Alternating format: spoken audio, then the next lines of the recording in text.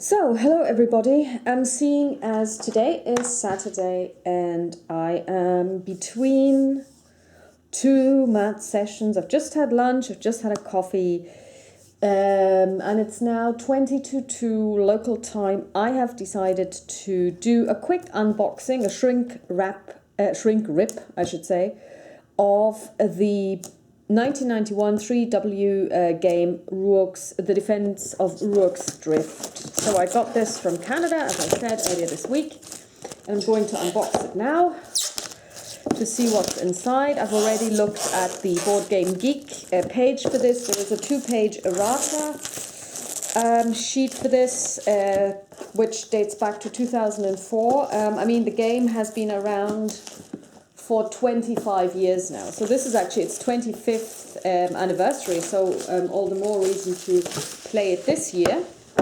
So the game box is actually, if I put this on it, it's a little bit bigger than an A4 sheet. It's actually very, very small. And I was actually surprised that D-Day at Pilelo is also a very small box. I would have expected it to be bigger. Not that that matters, but, you know, I just assumed it would be bigger. So first of all, you've got a normal box, like there is nothing strange or weird about this.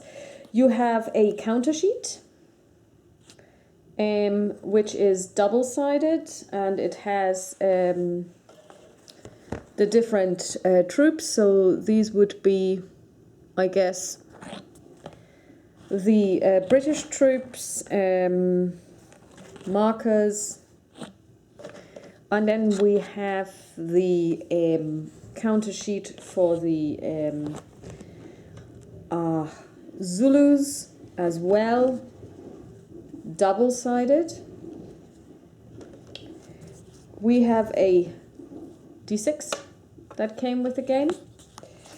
We have a map, and I'm going to move the camera to show you that. We have the Defense of Rorke's Drift. And I actually have to say I really love the artwork. Rulebook, oh, and actually, yeah, this is kind of a thin paper. So here we have I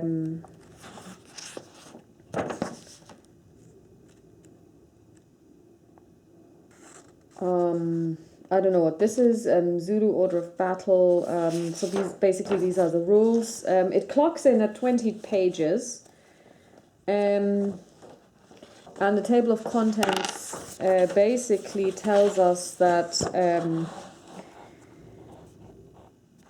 well, you have introduction, how to learn the game components, game scale, charts and tables, zone of control, very important, night turns, fatigue and exhaustion, the game turn, British movement phase, Zulu movement phase, burning fire spread phase, British rifle phase, Zulu rifles and spears phase, melee phase, record British victory points, a bibliography as well, and then you have here their scenarios. So you have the evacuation of the hospital, which is the introductory solitaire, assault on the hospital, introductory 2-player, the defense of Rorke's Drift, the historical game, evacuate to Help Makar, the Zulu fantasy scenario, and stand and fight, the design for designing your own perimeter, and then you have optional rules here. So building the biscuit box rampart, whatever that is.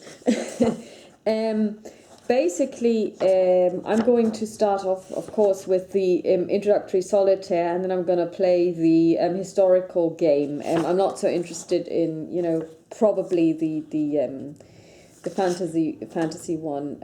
So here we have the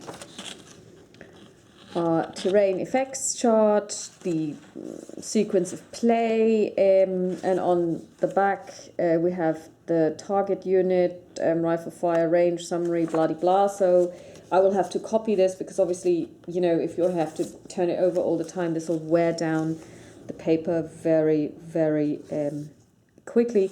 And here we have the Boer War rules. They clock in at 12 pages, and the last one is actually the designer's notes. It comes with scenarios of the conventional war and the guerrilla campaign, So again, this would be, you know, a very different type of game. Then here we have the Boer leader display chart. I have no idea what that does. And you have the same for the British leader display chart number 1. So that's people like Kitchener and Littleton and Rawlinson. And the second one as well. And then, okay. And here is the additional Boer War counter sheet. So what I am going to do now is, after I've shown you the map, I will take all of these counter sheets and all of the papers that I want to copy. And we'll do that now. I will scan the counter sheets, as I always do, so that I have all of the information.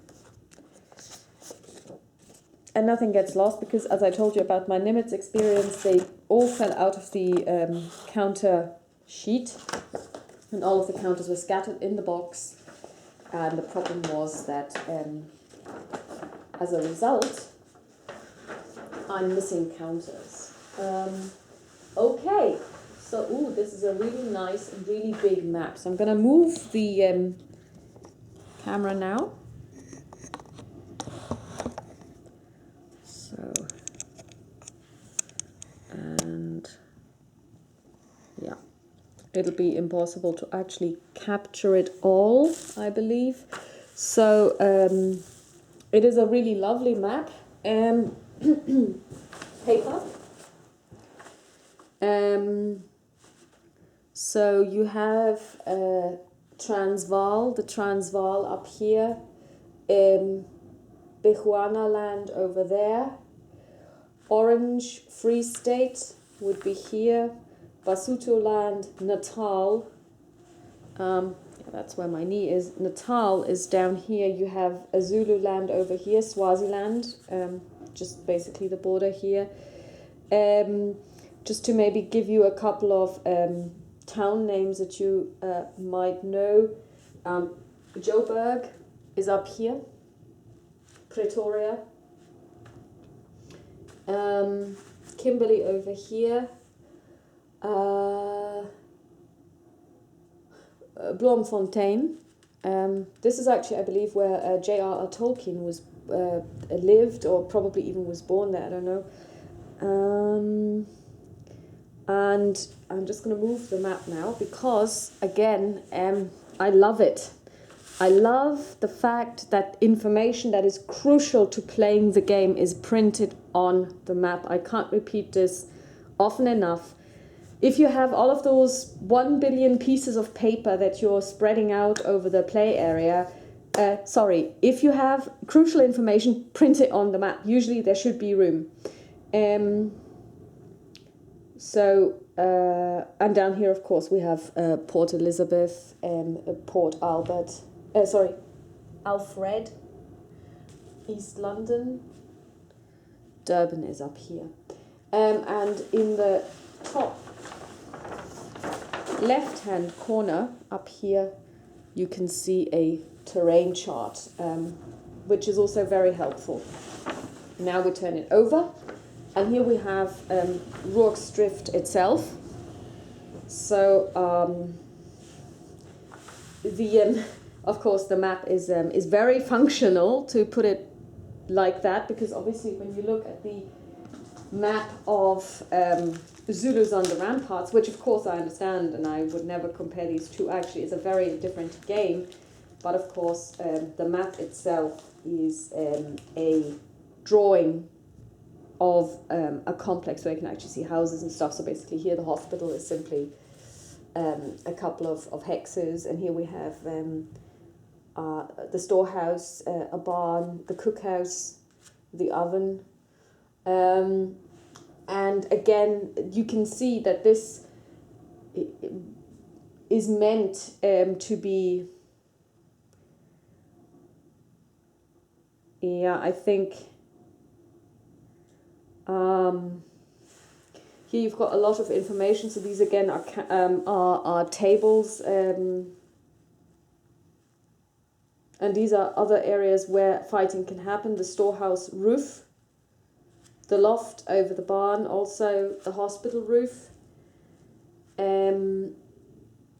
I don't know why we have an additional hospital and veranda over there, maybe to have it a little bit bigger. It could be important for one of the scenarios because, oh yeah, you can't see that, actually it's out of frame.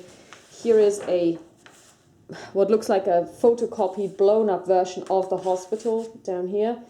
Here you would put the force pool where you can put them in. So here you have the Udloko, the spear units, the rifle units, I'm not even going to try and pronounce the Zulu words because I'm just going to make mincemeat of them. So the white shields, the black shields, and the red shields.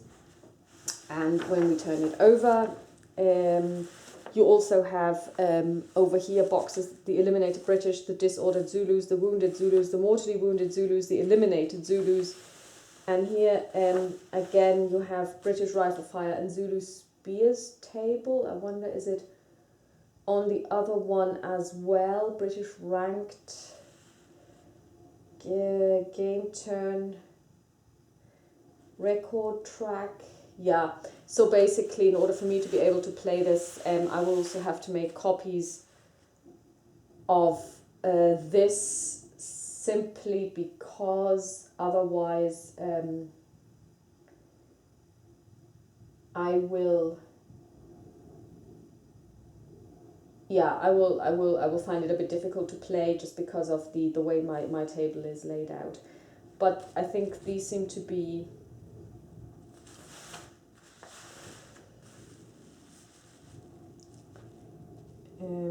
Zulu door battering table. Yes, so this is basically a mirror image of that one over here, isn't it? Okay, cumulative injury table, stacking table, patience. Yep. Yeah. Yeah, so basically these two are exactly the same, so I'll just have to copy that one up there, which actually is the not unimportant game turn record track. And we start at 4:30, and then at the end of when dawn breaks, the game is essentially over. So yeah, but I mean that's not a problem. I will just make copies of what I want. So that is the unboxing of this game. Like I said, I'm very happy that I got it because it is out of print and has been out of print for a long time. But what I'm also very happy about is the excellent condition it's in. I mean, even when you look at this, it's 25 years old.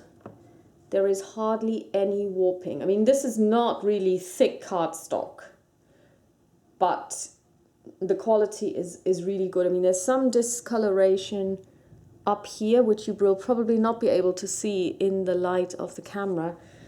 But I mean, these are in pristine condition. I'm really happy that I got them. So that's Defense of Rorke's Drift by 3W Games. So this is a 2-game box. It contains the Defense of Rorke's Drift, and it contains the Boer Wars game as well. So thanks for watching. Bye bye.